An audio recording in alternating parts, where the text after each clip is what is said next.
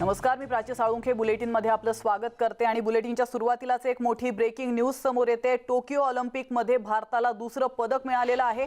या क्षणाची अतिशय महत्त्वाची बातमी आपण पाहतोय। बॅडमिंटनमध्ये पीव्ही सिंधूला कांस्य पदक मिळालंय। या क्षणाची अतिशय महत्त्वाची ब्रेकिंग न्यूज आपल्या समोर आहे। गेल्या अनेक दिवसापासून आपण पाहतोय ऑलिम्पिकचे वारे वाहत आहेत आणि यामध्ये आता भारताला दुसरं पदक मिळालंय।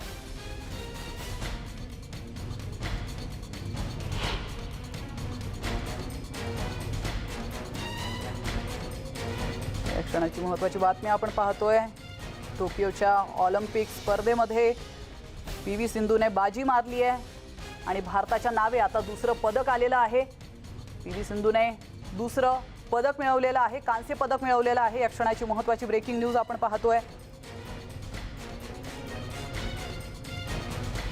आपण पाहिलं की मेरी कोमला पराभवाला सामोरं जावं लागलं होतं, त्यामुळे भारतातील तिचे चाहते अतिशय नाराज झाले होते। मात्र आता त्यानंतर एक महत्त्वाची आणि चांगली बातमी ती म्हणजे भारताला आता दुसरं महत्त्वाचं कांस्य पदक मिळालेलं आहे आणि याविषयी अधिक माहिती देण्यासाठी आपले प्रतिनिधी अजिंक्य भातंब्रेकर आपल्यासोबत जोडले गेलेले आहेत। अजिंक्य, अतिशय चांगली बातमी आपल्या समोर आहे। टोकियो ऑलिम्पिकमध्ये भारताला आता दुसरं पदक मिळालंय, काय सांगशील? बिलकुल प्राची, अतिशय महत्त्वाची आणि मोठी खरं तर भारतीय सगळ्या फॅन्सना, बॅडमिंटन फॅन्सना आनंद देणारी आणि दिलासा देणारी ही बातमी म्हणावी लागेल। पीव्ही सिंधू खरं तर सेमीफायनल मॅचमध्ये काल जी झाली होती त्यात तिला पराभव पत्करावा लागला होता, त्यामुळे ब्रॉन्झ मेडल मॅचमध्ये तरी सिंधू ब्रॉन्झ मेडल मिळवते का हे पाहणं खूप महत्त्वाचं ठरलेलं होतं आणि सिंधूनं सगळ्या अपेक्षा पूर्ण करत हे ब्रॉन्झ मेडल या मॅचमध्ये मिळवलेलं आहे। चीनच्या बॅडमिंटनपटूचा तिनं पराभव केलेला आहे। 21-13, 21-15 अशा दोन सरळ गेम्समध्ये सिंधूनं ही मॅच जिंकलेली आहे आणि आणखीन एक विक्रम खरं तर सिंधूनं आपल्या नावी केलेला आहे, तो म्हणजे रिओ ऑलिम्पिक पाठोपाठ टोकियो ऑलिम्पिकमध्ये सुद्धा बॅडमिंटनमध्ये तिनं भारताला पदक मिळवून दिलेलं आहे। आपल्याला माहिती आहे रिओ ऑलिम्पिकमध्ये पीव्ही सिंधूनं रौप्य पदक पटकावलेलं होतं आणि भारतीयांची मान उंचावलेली होती। आता टोकियो ऑलिम्पिकमध्ये सुद्धा पीव्ही सिंधूनं ब्रॉन्झ मेडल पटकावलेलं आहे आणि एक ऐतिहासिक अशी कामगिरी केलेली आहे। एक इतिहास तिनं रचलेला आहे। सगळ्या देशभरामध्ये जल्लोष केला जातो आहे या सगळ्या बातमीनंतर आणि खरं तर सिंधू ही पहिली भारतीय खेळाडू ठरली आहे जिनं लागोपाठ म्हणजे सलग होणाऱ्या दोन ऑलिम्पिक स्पर्धांमध्ये मेडल मिळवलेलं आहे। बिलकुल अजिंक्य, आपण पाहिलं याआधी मीराबाई चानूने वेटलिफ्टिंगमध्ये रौप्य पदकाची कमाई केली आणि त्यानंतर आता पीव्ही सिंधूने देखील भारताला एक पदक मिळवून दिलेलं आहे। तिच्या चाहत्यांची आता प्रतिक्रिया काय असेल? निश्चितपणे सगळे चाहते आनंदी आहेत प्राची, कारण ही खरं तर खूप ऐतिहासिक कामगिरी केलेली आहे सिंधूनं आणि आपल्याला माहिती होतं की या टोकियो ऑलिम्पिकमध्ये भारताला खरं तर इतर काही क्रीडा प्रकारांमध्ये सुद्धा पदकाची अपेक्षा होती। सातत्यानं नेमबाजी असेल किंवा तिरंदाजी सारखी स्पर्धा असेल, ज्या स्पर्धांमध्ये खूप चांगलं आव्हान भारतीय खेळाडूंकडनं, ॲथलीट्सकडनं दिलं गेलेलं होतं, पण या महत्त्वाच्या क्रीडा प्रकारांमध्ये थोडीशी निराशा झाली। बॉक्सिंगमध्ये देखील भारताला एक पदक अपेक्षित आहे, पण इतरही काही असे बॉक्सर्स होते ज्यांच्याकडनं भारताला पदकाची अपेक्षा होती, पण त्या खेळाडूंकडनं किंवा ॲथलीट्सकडनं पदकाची पूर्तता अजून होऊ शकलेली नाही। त्यामुळे पीव्ही सिंधू आपल्याला निश्चितपणे एक पदक मिळवून देईल असं प्रत्येक भारतीयाला वाटत होतं। तसा तिचा सिंधूचा दबदबा देखील राहिलेला आहे बॅडमिंटनमध्ये गेल्या काही काळापासून आणि आपण जर तिचा फॉर्म पाहिला सिंधूचा तर सातत्यपूर्ण अशी कामगिरी तिची होत होती। त्यामुळे टोकियो ऑलिम्पिकमध्ये सिंधूचं पदक निश्चित मानलं जात होतं, फक्त त्या पदकाचा रंग नेमका कोणता असेल याबद्दल चर्चा सुरू होती। गेल्या ऑलिम्पिकमध्ये रौप्य पदक सिंधूला मिळालेलं होतं, त्यामुळे यंदाच्या ऑलिम्पिकमध्ये सिंधू आपली कामगिरी आणखी उंचावेल आणि भारताला सुवर्ण पदक मिळवून देईल अशी आशा प्रत्येकाला होती। पण अत्यंत चुरशीचा जो सामना शनिवारी पार पडला सेमीफायनलचा, ज्या सामन्यामध्ये चायनीज तायपेच्या बॅडमिंटनपटूनं, वर्ल्ड रँकिंग 1 असलेल्या बॅडमिंटनपटूनं सिंधूला चुरशीच्या लढतीत पराभूत केलं। त्यानंतर सगळ्या भारतीयांना अशी अपेक्षा होती की सिंधू ब्रॉन्झ मेडल तरी नक्कीच भारताला मिळवून देईल आणि ती अपेक्षा आता सिंधूनं पूर्ण केलेली आहे आणि चीनच्या बॅडमिंटनपटूचा तिनं सरळ 2 गेम्समध्ये पराभव करत भारतीयांची मान पुन्हा एकदा उंचावलेली आहे। प्राची, बिलकुल टोकियो ऑलिम्पिकमध्ये दिमाखात वाटचाल करणाऱ्या पीव्ही सिंधूचं सुवर्ण पदकाचं स्वप्न होतं ते भंगलेलं आहे, मात्र तरी देखील तिने कांस्य पदक नावावर करत इतिहास रचलाय। तर ही शेवटची जी लढत होती ती नेमकी कशी झाली अजिंक्य, थोडं सविस्तर सांगशील? प्राची, खरं तर या बॅडमिंटनच्या मॅचमध्ये 2 गेम्स सलग एखाद्या बॅडमिंटनपटूने जिंकले तर मॅच मॅचचा तो विजेता ठरत असतो. या मॅचमध्ये देखील आपण पाहिलं चीनची जी बॅडमिंटनपटू आहे जियाओ, ती खूप तगडी प्रतिस्पर्धी मानली जाते. वर्ल्ड रँकिंग 9 आहे तिचं आणि या टोकियो ऑलिम्पिकमध्ये तिला 8व्या क्रमांकाचं सीडिंग दिलं गेलं होतं. सिंधू 6व्या क्रमांकाचं सीडिंग घेऊन खेळत होती आणि जागतिक रँकिंग सिंधूचं 7 नंबरचं आहे. त्यामुळं कुठेतरी जर आपण पाहिलं तर सिंधूचं पारडं जड मानलं जात होतं आणि ज्या पद्धतीचा फॉर्म सध्या आहे सिंधूचा ते पाहता सिंधूचा वरचष्मा राहील असं सातत्यानं बोललं देखील गेलं होतं. तज्ज्ञांनी तसा अंदाज देखील वर्तवलेला होता. पण सेमीफायनलच्या मॅचमध्ये सिंधूनं जी तुल्यबळ अशी लढत दिली त्या लढतीनंतर देखील तिचा पराभव झाला. मात्र त्या पराभवानंतर सिंधू आपला खेळ निश्चितपणे आणखीन उंचावेल आणि ब्रॉन्झ मेडल मॅचमध्ये तगडी लढत देईल अशी प्रत्येकालाच आशा होती आणि तीच आशा सिंधूनं खरी करून दाखवलेली आहे. पहिला गेम तिनं 21-13 असा सहजपणे जिंकला. आपल्या प्रतिस्पर्ध्याला तिनं डोकं वर काढण्याची संधी दिली नाही, प्रतिकार करण्याची संधी दिली नाही आणि दुसऱ्या गेम मध्ये सुद्धा कामगिरीमध्ये तिनं सातत्य राखलं. बेसलाईन वरचे तिचे अतिशय क्रिएटिव्ह असे शॉट्स बघायला मिळाले. स्मॅशचा तिनं पुरेपूर वापर केला. सेमीफायनलच्या मॅचमध्ये ज्या वेळेला ती पराभूत झाली होती चायनीज तायपेच्या बॅडमिंटनपटूकडून, त्या मॅचमध्ये तिच्याकडनं ज्या चुका झाल्या किंवा ज्या गोष्टी तिनं टाळायला हव्या होत्या त्या गोष्टी तिनं या मॅचमध्ये कटाक्षानं टाळल्या, चुका होऊ दिल्या नाहीत आणि विजयाला गवसणी घातली असंच म्हणावं लागेल. नक्कीच नक्कीच. टोकियो ऑलिम्पिकमध्ये भारताला आता आणखी एक पदक मिळालेलं आहे. धन्यवाद अजिंक्य, तू दिलेल्या या महत्त्वपूर्ण माहितीबद्दल. तर वळतो इतरही काही महत्त्वाच्या बातम्यांकडे. नुकत्याच झालेल्या अतिवृष्टीत रायगड आणि रत्नागिरी जिल्ह्यात मोठ्या प्रमाणावर डोंगर खचून दरड कोसळली आणि मोठी जीवितहानी झाल्याचं आपण इथं पाहिलं. महाडमधील तळेई असेल किंवा रत्नागिरी जिल्ह्यातील पोसरे बिरमणी असेल, इथं मोठी जीवितहानी झाली आहे. खेडमधील अनेक ठिकाणी देखील मोठमोठे डोंगर खचलेत आणि याला कोकणात होणारी वृक्षतोड जबाबदार असून कोकणात होणाऱ्या वृक्षतोडीवर कडक निर्बंध घालण्याची मागणी आपण सरकारकडे करणार असल्याचं रत्नागिरी जिल्ह्याचे माजी पालकमंत्री रवींद्र वायकर यांनी म्हटलंय. इतकंच नाही तर याबाबत मुख्यमंत्री उद्धव ठाकरे आणि पर्यावरण मंत्री आदित्य ठाकरे यांच्याशी देखील आपण चर्चा करणार असल्याचं वायकरांनी म्हटलंय आणि त्यांच्याशी बातचीत केली आहे आमचे प्रतिनिधी चंद्रकांत बनकर यांनी. आपण पाहूया.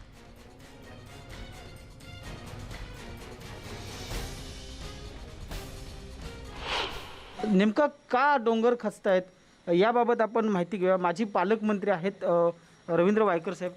सर, डोंगर खचण्याचं नेमकं कारण काय? आपण मागाशी जे बोललात नेमकं कारण काय आहे, का एवढी दुर्घटना होते?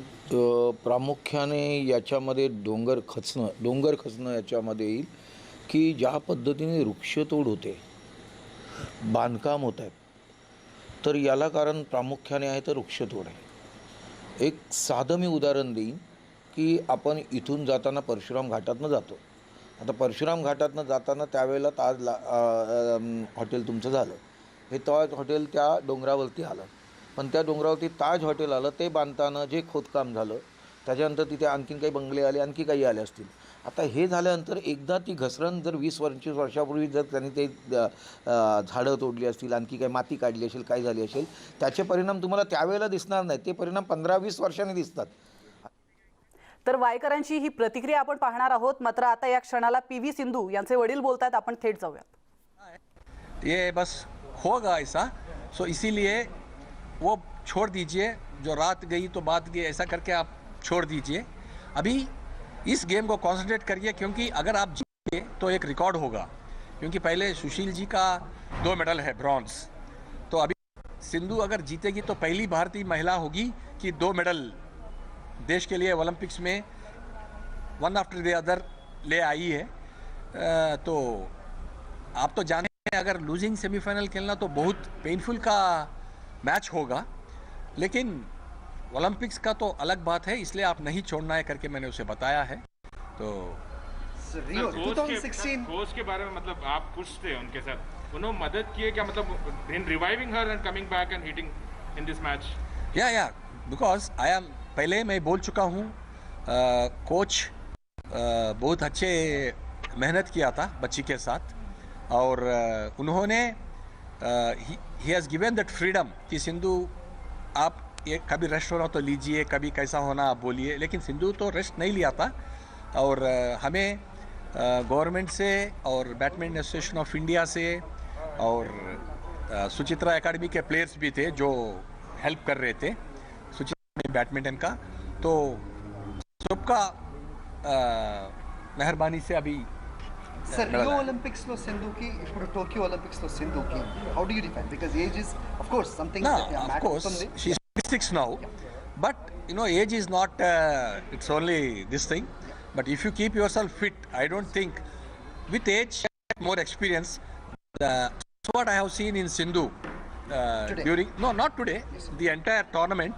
Earlier, you might have observed that Sindhu was not that good in defense and dribbles and playing parallel to the game. But that's what coach has totally concentrated and we could get the S so achievement. Olympics వెళ్ళక ముందు చిన్న concern ఉండేది అంటే game చాలా రోజులు అయింది ఆడి live tournament ఆడి ఇక్కడ practice తర్వాత డైరెక్ట్ గా ఒలింపిక్స్ లాంటి ఒక పెద్ద ప్లాట్ఫామ్ కి तर आता वळतोय पुढच्या बातम्यांकडे. काही दिवसांपूर्वी नितीन बानगुडे पाटील यांनी देखील एक महत्त्वाचं वक्तव्य केलं होतं. ते नेमकं काय म्हणाले होते आपण पाहूयात. या सह्याद्रीच्या डोंगर रांगांचा जर आपण अभ्यास केला तर आपण लक्षात घेतलं पाहिजे की इथल्या सह्याद्रीच्या डोंगर रांगांची भूरचना ज्या पद्धतीची आहे ती पद्धत जर आपण समजून घेतली तर दरडी का कोसळतायत हेही आपल्या लक्षात येईल. म्हणजे मानवी हस्तक्षेपामुळं झालेली कारणं याला कारणीभूत आहेतच, पण त्याहीपेक्षा इथली भूरचना ही कारणीभूत आहे हे आपण लक्षात घेतलं पाहिजे. इथली भूरचना जर आपण बघितली तर वरच्या थरात इथं जांभ्या दगड आहे, जांभ्या दगडाच्या खाली लाल माती आहे आणि लाल मातीच्या खाली इथं बेसॉल्ट म्हणजे काळा पाषाण आहे. ज्यावेळी प्रचंड मोठ्या प्रमाणामध्ये अतिवृष्टी होते त्यावेळी ही अतिवृष्टीचं पाणी जांभ्या दगडमध्ये झिरपतं आणि ते सरळ लाल मातीत मिसळतं. या लाल मातीचा एक शास्त्रीय गुणधर्म आहे प्लॅस्टिक आउटफ्लो, त्यामुळे ते पाणी बाहेर फेकलं जातं की ज्याला आपण भूस्खलन असं म्हणतो आणि निश्चितमुळे या दरडी कोसळता येते त्या ठिकाणी. देण्यासाठी सारंग यादवाडकर तज्ज्ञ पर्यावरण तज्ज्ञ आपल्यासोबत जोडले गेलेले आहेत. सारंगजी तुमचं स्वागत आहे न्यूज 18 लोकमतमध्ये. आपण पाहिलं की वाईकरांनी एक महत्त्वाचं वक्तव्य केलंय की हे ज्या काही दरडी कोसळत आहेत तर त्यामागे इथली वृक्षतोड ही जबाबदार असल्याचं त्यांनी म्हटलंय.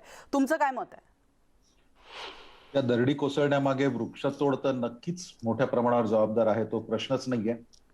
परंतु याच्यात अजूनही एक महत्वाचा आपण भाग गृहीत धरला पाहिजे की जे क्लायमेट चेंजमुळे ग्लोबल वॉर्मिंगमुळे जे सिव्हिअर रेनफॉल होतोय आणि हे आपल्या सरकारकडे टेरीनी रिपोर्ट दिलेला आहे. 2014 साली टेरीनी रिपोर्ट दिलाय the energy and resources institute की महाराष्ट्रामध्ये कमीत कमी 20 ते 52% पावसाचं प्रमाण वाढणार आहे. आणि नुसतं प्रमाण वाढणार आहे अशातला भाग नाहीये, तर पावसाळी दिवस कमी होऊन ढगफुटीचं प्रमाण खूप मोठ्या प्रमाणावर वाढणार आहे. बिलकुल. तर हे आपल्याला माहिती आहे आणि याच्यामुळे होतंय काय की ज्यावेळेला खूप वेगाने पाऊस कोसळतो त्यावेळेला त्या पाण्याचा निचरा होत नाही, तो सगळं जिथे या दरडी आहेत तिथे तो जमिनीत जातो.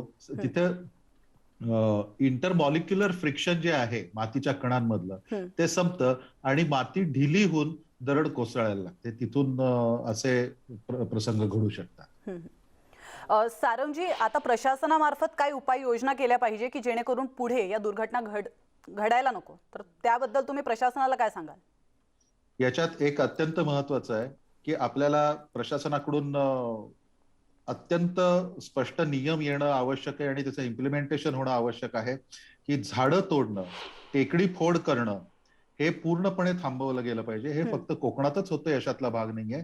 ऑल ओव्हर महाराष्ट्र सगळ्या शहरांमध्ये पण खूप मोठ्या प्रमाणावर टेकडी फोड चालू आहे आणि हे जर याच पद्धतीनं चालू राहिलं तर आता कोकणात झालं, पूर्वी पुण्याजवळ माळीणला झालं होतं, शिंदेवाडीलाही झालं होतं. या सगळा ह्या नुसत्या एक घटना म्हणून आपल्याला याच्याकडे पाहून चालणार नाही. हा एक घटनाक्रम आहे आणि त्याच्या मागे बेसिकली मानवी हस्तक्षेप जो आहे या निसर्गाच्या चक्रामध्ये होणारा हा फार मोठ्या प्रमाणावर कारणीभूत आहे. तो थांबवणं गरजेचं आहे आणि निसर्गाचं संरक्षण करणं आवश्यक आहे आणि तशी पॉलिसीज सर्व नियम इम्प्लिमेंट होणं हे गरजेचं आहे. सर, तुम्ही आता म्हणालात की निसर्गाच्या या चक्रामध्ये जो काही मानवी हस्तक्षेप आहे तो यासाठी जबाबदार आहे, तर सामान्य नागरिकांनी देखील काही जबाबदारीने काही गोष्टी करणं फार गरजेचं असतं. तर तुम्ही त्यांना नेमकं काय सांगाल? कुठल्या अशा गोष्टी त्यांनी केल्या पाहिजे की जेणेकरून या घटना घडणार नाही? बेसिकली सामान्य नागरिकांची याच्यात एक भूमिका ही एक पर्यावरणाकडे बघणारे डोळे म्हणून असणं फार महत्वाचं आहे. बिलकुल. कुठेही काहीही चुकीचं दिसलं तर शांत राहू नका.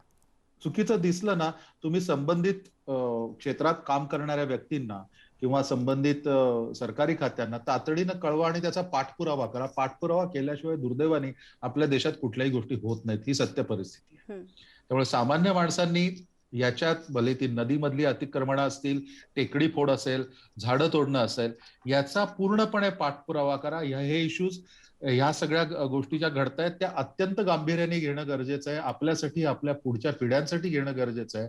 नाहीतर आपली शहरं जी आत्ताची आहेत याची वाताहत व्हायला वेळ लागणार नाही. बिलकुल. नक्कीच सारंगजी, तुम्ही आमच्यासोबत असंच राहा. आपल्यासोबत आपले प्रतिनिधी देखील जोडले गेलेले आहेत, चंद्रकांत बनकर. त्यांच्याकडून देखील आपण अधिक माहिती घेऊया. चंद्रकांत. हो नक्कीच, कारण रत्नागिरी जिल्ह्याचे जे माजी पालकमंत्री आहेत रवींद्र वायकर यांनी एक महत्वाची त्या मागणी या ठिकाणी मुख्यमंत्र्यांकडे केलेली आहे, आणि ती म्हणजे जी कोकणात होणारी जी वृक्षतोड आहे तिला कुठेतरी कडक निर्बंध पाहिजे. कारण आपण गेल्या काही वर्षापासून जर बघितलं तर जे मोठ्या प्रमाणावर लाकूड तोड चालू आहे आणि वन विभागाचं याकडे अक्षम्य दुर्लक्ष असल्याचं पाहायला मिळत आहे. तर याआधी वन अधिकाऱ्यांवर देखील कारवाई झालेली आहे, कारण लाकूड तोड करण्यासाठी जे पास दिले जातात त्या पासाबद्दल मोठं प्रश्नचिन्ह या ठिकाणी निर्माण झालेलं आहे. त्यामुळे खेडमधले एक अधिकारी देखील त्या संदर्भात निलंबित झालेले आहेत. अवास्तव पास या ठिकाणी लाकूड तोड करणाऱ्या व्यापाऱ्यांना दिले जातात, आणि ही बाब अतिशय गंभीर आहे. कारण जे लाकूड तोड करणारे लोक आहेत हे डोंगरावरती, कारण कोकणात हे मातीचे डोंगर प्रामुख्याने आहेत आणि डोंगरावरती ते कच्चे राहतात, आणि त्याच्यामुळं त्या ठिकाणी दरडी देखील कोसळण्याचे प्रकार या आधी देखील झालेले आहेत. मात्र आता अतिवृष्टीमध्ये एका खेड तालुक्याचा जर आपण विचार केला तर पोसरेत तर मोठी दुर्घटना जिल्ह्यातली घडलेलीच आहे, मात्र बिरमलीमध्ये देखील घडलेली आहे. त्याचबरोबर जो पश्चिम घाटामध्ये जो सह्याद्री व्याघ्र प्रकल्प आहे त्या व्याघ्र प्रकल्पाचा जो बफर झोन आहे त्या ठिकाणी सुद्धा त्या ठिकाणी जी लाकूड तोडीला परवानगी दिली जाते त्याच्यावरती कुठेतरी कडक निर्बंध असायला हवेत.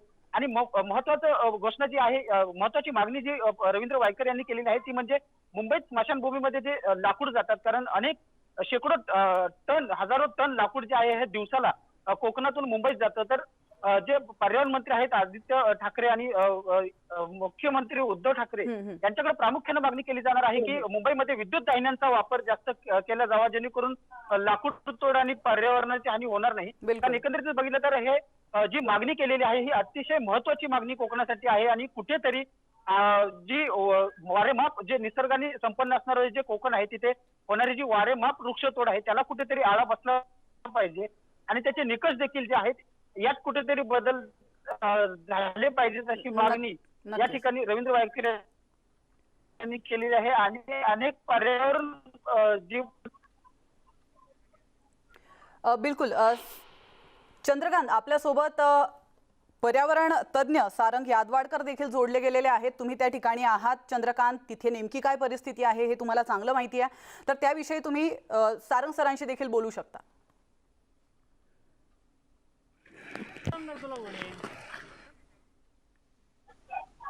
हॅलो. नक्कीच चंद्रकांत, आता या घडीला त्या ठिकाणी काय परिस्थिती आहे?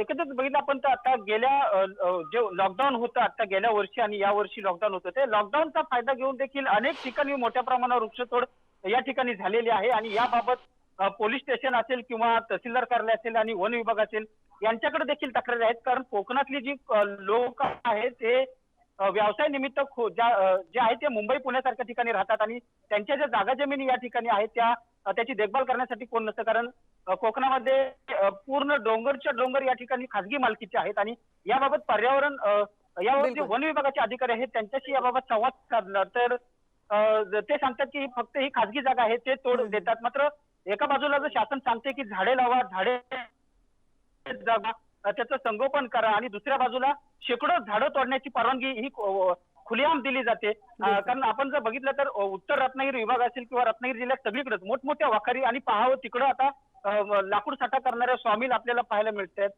फक्त जंगली झाडच तोडली जात नाहीत तर आरक्षित झाडं देखील तोडल्याचं प्रमाण जे आहे. बिलकुल चंद्रकांत, अतिशय महत्त्वाचा मुद्दा तुम्ही मांडलेला आहे की झाडे लावा, झाडे जगवा असं नेहमीच सांगितलं जातं. मोठमोठे शिबिर देखील यावर राबवले जातात, मात्र ना सामान्य नागरिक ऐकतात आणि प्रशासन देखील त्यावर काही करायला तयार नसतात. मग अशा वेळेला करायचं काय? तर या वेळेला या विषयावरती बोलण्यासाठी आपल्यासोबत सारंग सर देखील आहेत.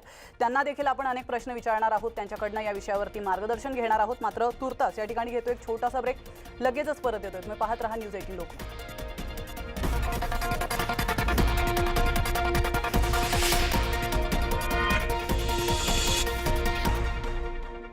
ब्रेकनंतर पुन्हा एकदा आपलं स्वागत आहे. आपण पाहतोय खेडमधील अनेक ठिकाणी मोठमोठे डोंगर खचलेत आणि याला कोकणात होणारी वृक्षतोड जबाबदार असल्याचं वायकरांचं म्हणणं आहे. आणि या गोष्टीमध्ये नेमकं किती तथ्य आहे हे जाणून घेण्यासाठी आपल्यासोबत जोडलेले आहेत पर्यावरण तज्ज्ञ सारंग यादवाडकर. सारंग सर, आपण पाहिलं की वायकरांनी हे महत्त्वाचं वक्तव्य केलेलं आहे आणि आमचे प्रतिनिधी चंद्रकांत देखील आता मगाशी म्हटले की झाडे लावा झाडे जगवा हे वारंवार सांगितलं जातं, मात्र अंमलबजावणी कुठेही करण्यात येत नाही. तर त्याविषयी तुमचं काय मत आहे? हे खरं आहे ते सांगतायत ते. याच्यात बेसिकली मगाशी त्यांनी जो उल्लेख केला की अनेक डोंगर खासगी आहेत आणि तिथं मोठ्या प्रमाणावर कटिंग चालतं, वन विभाग पण त्या बाबतीत काही करू शकत नाही, तर हे मुळात चुकीचं आहे. कुठल्याही ठिकाणी जमिनीची लेवल जर बदलायची झाली, जमिनीची पातळी बदलायची झाली, तर त्याच्यासाठी स्थानिक जी काही प्रशासन आहे, मग ते नगरपालिका असेल, ग्रामपंचायत असेल, कलेक्टर असेल, त्यांची परवानगी असल्याशिवाय जमिनीची लेवल बदलणं हा कायद्याने गुन्हा ठरतो. बिलकुल. तर याची पूर्णपणे लोकांना जाणीव असणं आणि त्याप्रमाणे ऍक्शन घेतली जाणं हे खूप महत्वाचं आहे. तशीच गोष्ट झाडांच्या बाबतीत सुद्धा आहे. आपल्याकडे झाडं बिनदिक्कतपणे कापली जातात आणि लोकांच्याकडूनच नाही, तर जे प्रशासनातले लोक आहेत ते येऊनच झाडं तुम्हाला पाहिजे तशी कापून देत असतात. ही दुर्दैवाची गोष्ट आहे. बिलकुल. आणि याच्यात सामान्य माणसांनी या गोष्टी तडीस नेणं हे अत्यंत महत्वाचं आहे. दुर्दैव ह्याच्यात प्रशासनाकडून अत्यंत मोठ्या प्रमाणावर दुर्लक्ष होत आहे. सर्व जो काही नैसर्गिक ठेवा आपला आहे त्याच्याकडे त्याचं जतन करण्याच्या दृष्टिकोनातून, प्रोटेक्शनच्या दृष्टिकोनातून कोणीही बघत नाहीये. जे काही होतंय ते हा एक विकासाच्या स्वप्नांमध्ये जे काही आपण हरवून जातोय स्वतःला, ते अत्यंत भयान चित्र उद्याचं डोळ्यासमोर येतं याच्यात. बिलकुल. अतिशय महत्त्वाचा मुद्दा तुम्ही देखील मांडलेला आहे सारंग सर, की नागरिकांनी आपली जबाबदारी समजून घेणं अतिशय गरजेचं आहे. प्रशासनाने देखील आपली जबाबदारी समजून घेणं अतिशय गरजेचं आहे. धन्यवाद, तुम्ही न्यूज 18 लोकमत सोबत जोडला गेलात आणि महत्त्वाच्या विषयावर तुम्ही चर्चा केली आमच्यासोबत. आपले प्रतिनिधी चंद्रकांत देखील आपल्यासोबत जोडले गेलेले होते. धन्यवाद चंद्रकांत, तुम्ही दिलेल्या महत्त्वाच्या माहितीबद्दल. आणि या ठिकाणी वेळ झाली इथंच थांबण्याची, मात्र तुम्ही कुठेच जाऊ नका. पाहत रहा न्यूज 18 लोकमत.